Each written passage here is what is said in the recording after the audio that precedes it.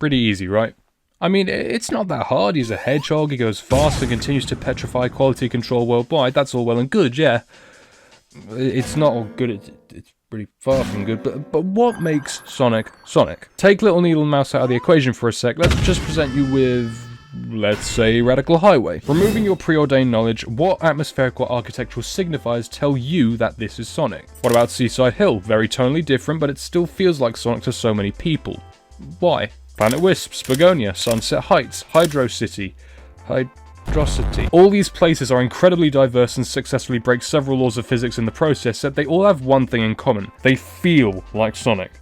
Whatever the hell that means. It is all in the horrid world of subjectivity, of course. Like, the boundaries for what people consider Sonic aren't very consistent at all. Some would say that Black Knight still feels and looks like Sonic. I say it feels more like a Monty Python skit gone horribly wrong. But hey, at least we have Dragon Age Sonic now and a truckload of fanfictions to sift through while I file for a restraining order from the people that wrote them. It's a question that's been rummaging around in this white void of mine for a while now, and I've come up with a little answer that may be more common than I realise, but I lack the ability to give a damn on whether or not it's been said before, so here we go.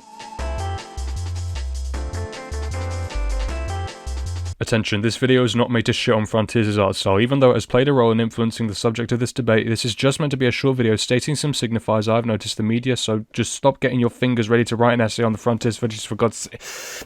In terms of environmental and gameplay design, I primarily see 4 driving components that make stages feel like they belong in the series. Setting, elevation, cinematics, and music. The 4 main catalysts that give the games in this series their charm. These aren't limited to only one era though. I can see examples of all these spanning across all the games that I consider to be within Sonic's signature identity kit from eBay. When thinking of typical platformer levels, I imagine exciting levels such as Desert, Field, Lava Land, Texas. The new Super Mario Bros. Series and the 3D World games attest to this with their strictly biome themes, and Spyro features several stages based on one single, simplistic idea at a time, like goats on a high mountain dojo, turtles in a beach level, pirates in underwater levels, etc, etc. You know, what you'd expect to see from platformers. Of course, it gets more complicated with Mario if you take into account mainline 3D games like Odyssey and Galaxy that break away from that style, but Odyssey purposefully made Mario trek to entirely unique locations not done by the series before to give the whole game an adventurous feel. Sonic better stick the landing too, and Galaxy still featured some recognisable level themes such as Boo's house, beach levels, pastures, and a copious amount of lava levels, albeit in a much more spacious environment.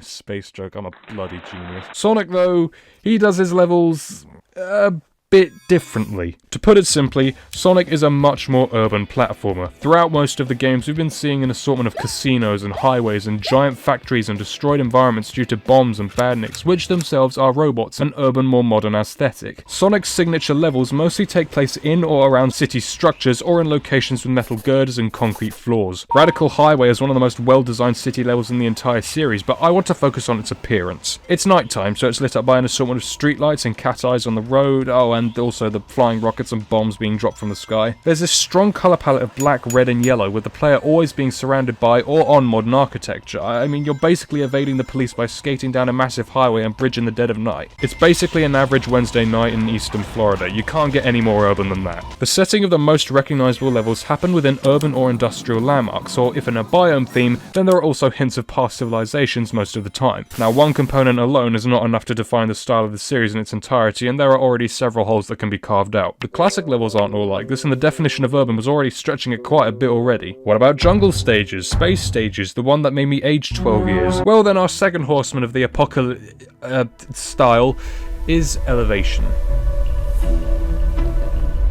Elevation can work in tandem with level design, and in many ways I regard this as being the more important thing to consider when designing these stages. A good Sonic level won't be content with just leaving you on only the ground floor. It should want to take you up to floor 2 and down to the basement, or if you're really lucky, it'll give you the option to go to any of these you like at once. Good variation in height and scale as opposed to a glorified Guitar Hero QTE stage can encompass more obvious features such as blocks of ground for you to individually jump on, or more subtle additions such as ramps and slopes which promote momentum. By including sharply varying heights into stage design, it allows the level to promote experimentation and reward players for keeping up a constant speed or being intrigued enough to explore on their own accord, a common source of fun for these games. But at the same time, don't implement too much elevation or... yeah.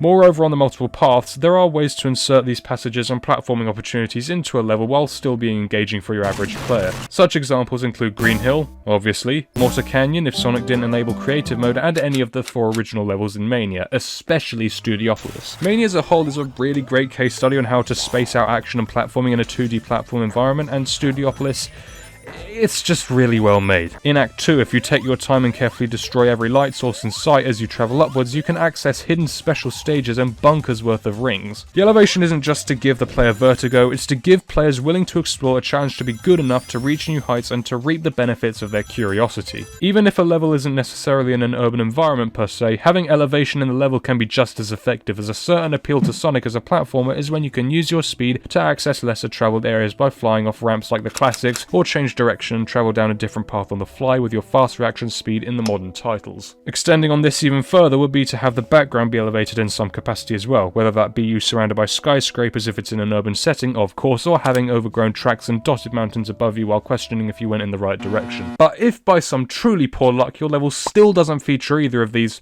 well, what saving grace will come for you?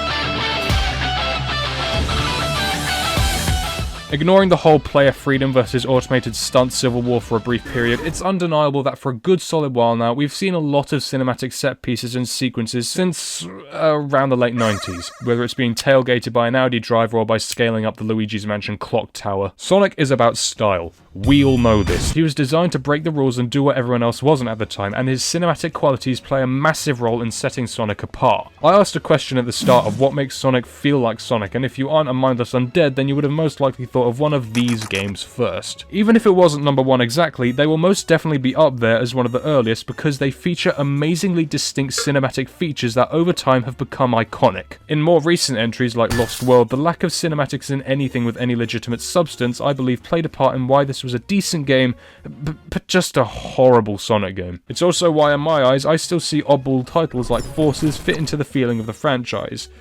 That being mediocrity. Throughout Forces, you are freshly served an all-you-can-eat buffet of cinematic moments for you to devour. You've got the escape from the USS Enterprise, the skirmish outside the final fortress, the snake thing that makes no fucking sense, Sonic meets Attack on Titan, Sonic dies at the start.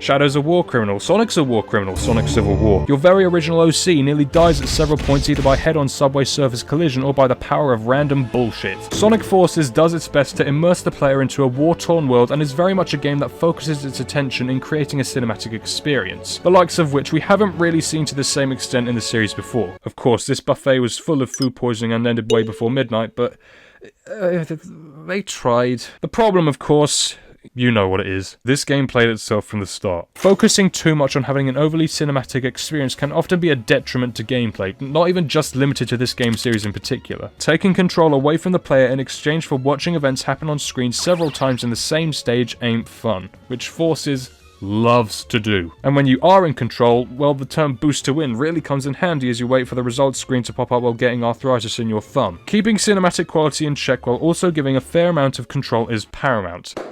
It is still possible to have cinematic qualities and be fun though. Spagonia's daytime stage is a living example of this and really Unleashed as a whole, as climbing up the clock tower is an active platforming QTE sequence, and I mean, Unleashed has one of the only stories in the series that didn't make me want to tear my synapses out. City Escape is also a fantastic cinematic set piece that establishes the story beats, tone, and early 2000s vibe Adventure 2 has, topped off with your average M4 driving experience. Sonic 3 tells a story without even saying a word in game. All it has are sprites and level design to guide the player and tell the story of Knuckles and his story of redemption.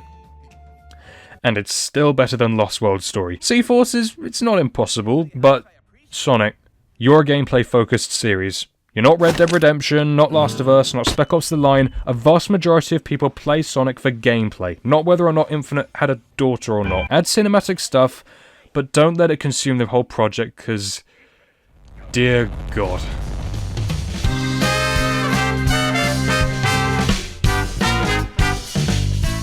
If your stage has music that doesn't consist of 3 guitar strings, 1 dude going mental on the drums, and a butt rock vocal track, then you need to seriously reconsider what abomination you have created and why you are the way that you are. Music is one of the very few things that is consistent across the board as being fantastic, so as a result, go wild with the music. Anything can fit, so long as it has energy and or purpose. If you're flying through a stage set in a space coconut mall, but the song is an orchestrated ballad piece meant to create emotion, then I think you haven't just missed the mark, but you have failed fundamentally at everything. Context matters in terms of music, and consequently, it can also combo with cinematics, especially boss fights. Take for example Wisp Armour's music.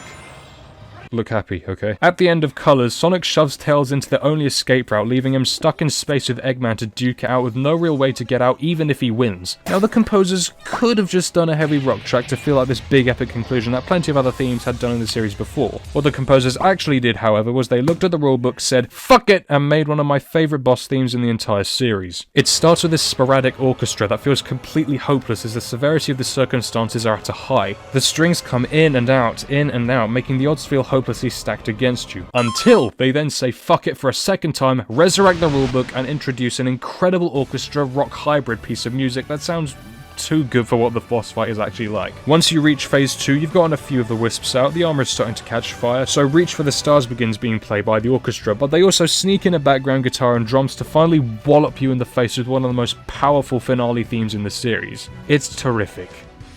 Just a shame, however, that they followed with one of my least favourite credits theme songs in the series as well. But, I mean, not all good things can last forever. Outside of Colors though, Unleashed is also an incredibly stellar soundtrack to dissect. The scope and range of musical diversity here is enough to make anyone start listening to new tracks they wouldn't usually, and this game also invented the lo-fi genre. Hub worlds are designed as these quiet segments to separate the high-paced action of the main stages from more exposition story-based stuff, so it makes sense for these areas to have incredibly calming and cultural etiquette. But more on the levels, you notice that all of the daytime stages have very high BPM and get a lot of their sense of speed from the background drums and snares. Apotos may act as the tutorial country, but the music is not fucking around. Fast, insane violins, and the drummer is probably entering cardiac arrest. It makes you want to just get up and move. In Holoska, the drums work alongside a bass to give the whole song a more intense undertone, and I mean, Cool Edge is cool. This song and stage is just so goddamn good. Now, the night segments. I've gone back and forth recently with these things, but they're undoubtedly slower paced, and clunkier.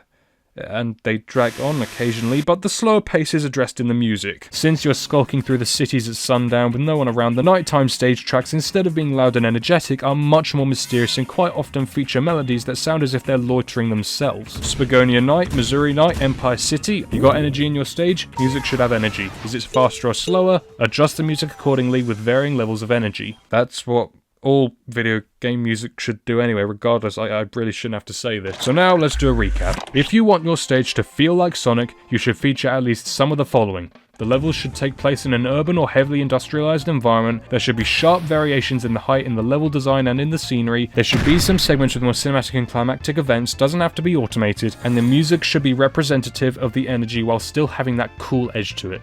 Look at that, I snuck a third one in, you must be so proud of me. I didn't really have an end goal in mind with this video. It's pretty much just to sum up my ideals of what a Sonic game should feel like. For me personally, of course. The subject of art style and general atmosphere has been brewing for a hot minute, and this is how I imagine some of the most iconic levels in the series were created. Maybe I'll be proven wrong in the near and absolutely terrifying future that lies in front of us. I'm going to need to wait and see, but right now, this is how I see it. Thanks for watching, more vids coming soon, maybe, hopefully, I think, I don't know.